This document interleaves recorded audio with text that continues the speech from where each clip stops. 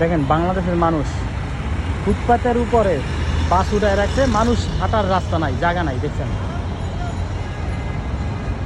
গাড়ির নাম্বার হলো এটা মিরপুর বাংলা কলেজের গাড়ি। আমি আপনাকে ক্লিয়ার করে দেখে দেখেন, মিরপুর বাংলা কলেজের গাড়ি, UITS গাড়ির নাম। এই গাড়িটা সম্পূর্ণ ফুটপাতের উপর রাখা, মানুষ হাঁটবে যে হাঁটার কোনো রাস্তা নাই।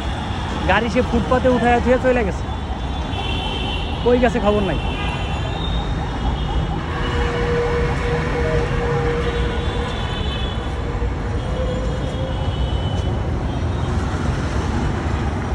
লেখা আছে স্টাফ বাস UITS।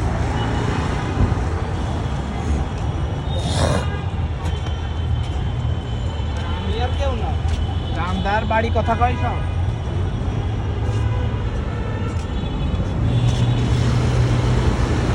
এই হলো বাংলাদেশের অবস্থা, বাংলাদেশের পরিস্থিতি। বুঝতে পারছেন আমরা কোন মেন্টালিটি নিয়ে মানে বসবাস করতেছি বাংলাদেশে।